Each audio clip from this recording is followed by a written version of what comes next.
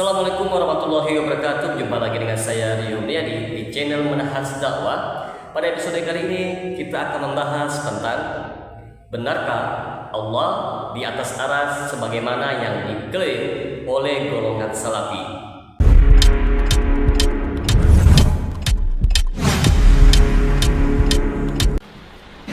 Jadi kita tak akan boleh terima kalau orang menafikan Tuhan tak ada di atas arsy.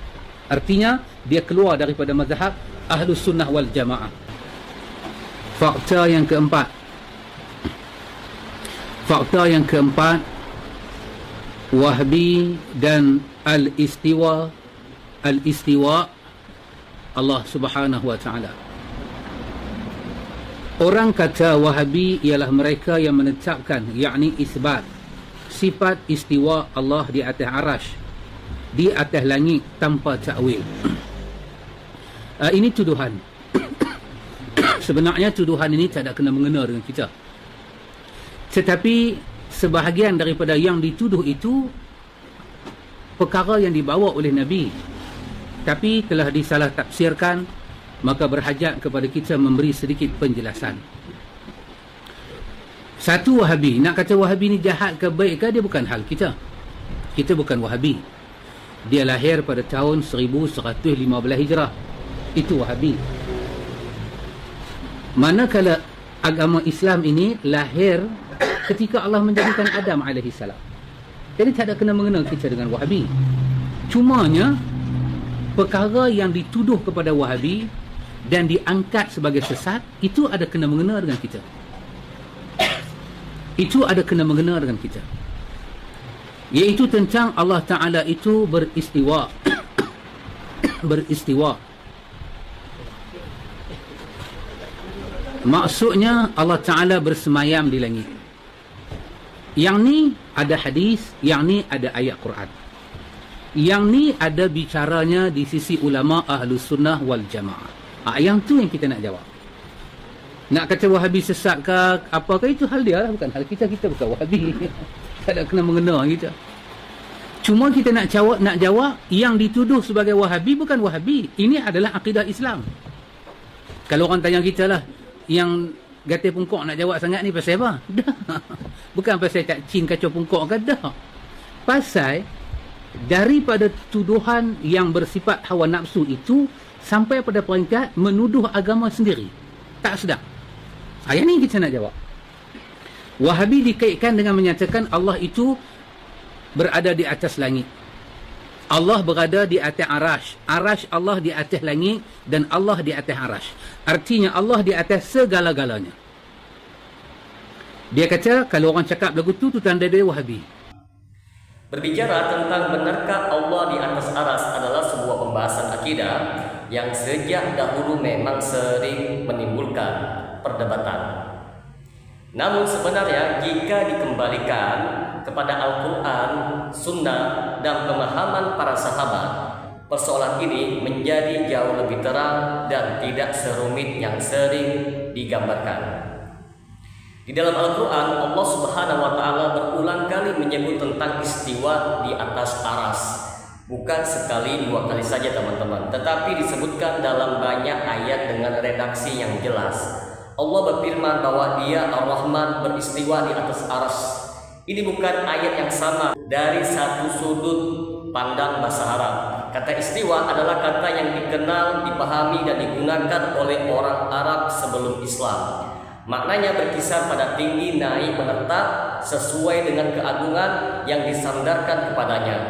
Karena itu para sahabat ketika mendengar ayat-ayat ini tidak pernah bingung teman-teman. Tidak pernah bertanya bagaimana bentuknya dan tidak pernah mentakwilnya menjadi makna lain seperti menguasai ataupun mengendalikan.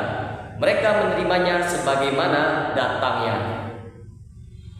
Yang perlu dipahami di sini teman-teman dengan sangat tenang adalah ketika dikatakan Allah di atas arsy, bukan berarti Allah itu serupa dengan makhluknya.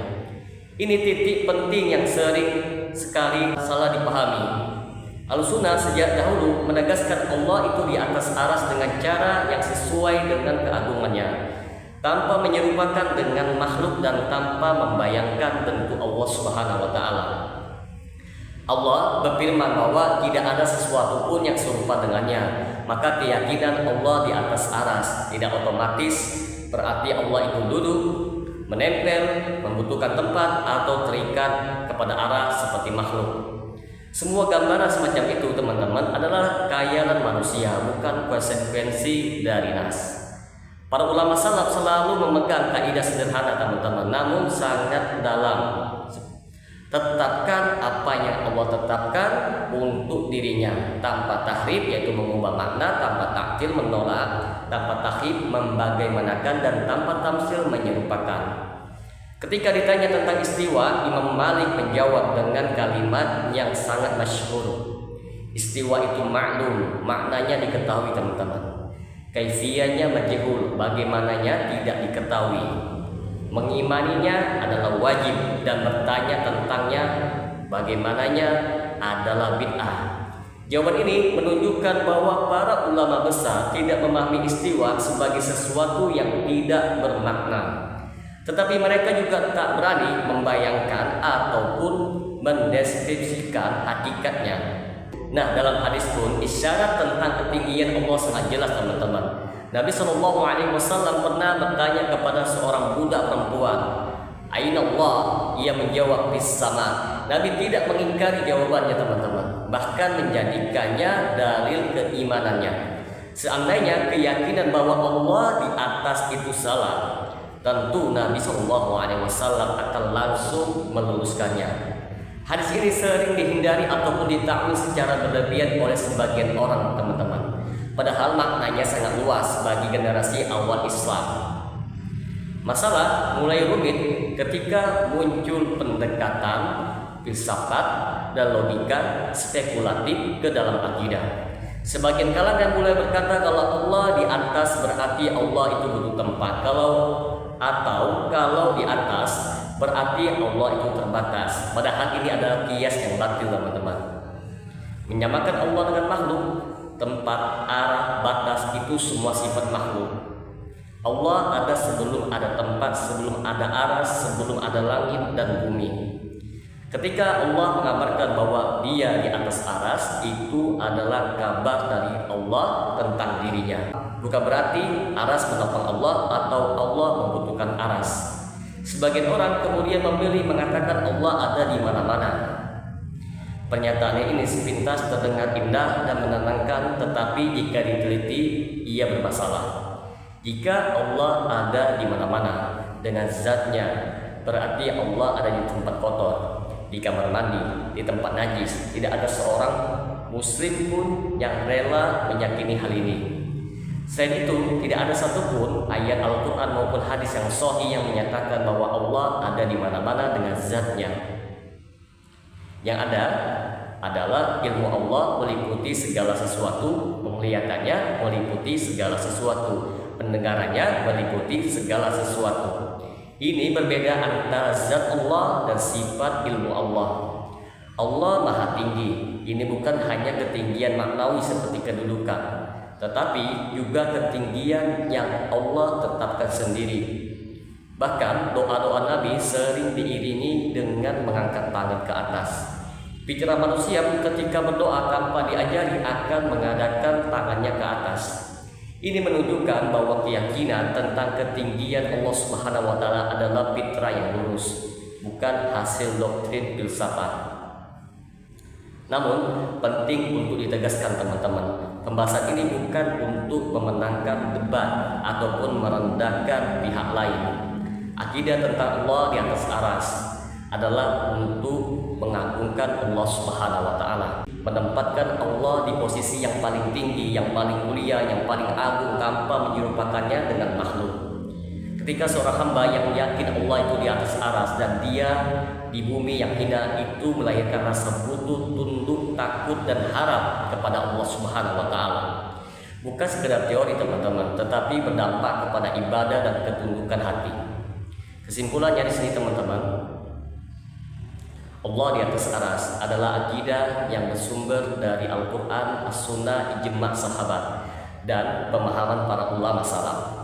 Ia tidak berarti Allah menyerupai makhluk, tidak berarti Allah membutuhkan tempat, dan tidak boleh dibayangkan bagaimana hakikatnya. Yang wajib bagi seorang muslim adalah mengimaninya sebagaimana datangnya, menyerahkan hakikatnya kepada Allah, dan membersihkan hati dari khayalan-khayalan yang tidak pernah diajarkan oleh Rasulullah Shallallahu Alaihi Wasallam. Pembahasan ini pada akhirnya mengajak kita untuk kembali kepada sikap tawadu dalam akidah, yaitu Allah lebih tahu tentang dirinya daripada akal kita, dan wahyu lebih layak diikuti daripada spekulasi logika. Selama kita berdiri di atas Al-Quran dan As-Sunnah dengan pemahaman generasi awal, insya Allah akidah kita akan lurus dan selamat. Semoga dengan sedikit penjelasan ini dapat memberikan manfaat bagi teman-teman sekalian. Dan apabila channel ini dapat memberikan manfaat bagi teman-teman sekalian, silakan like, subscribe, dan share. Semoga bermanfaat. Assalamualaikum warahmatullahi wabarakatuh.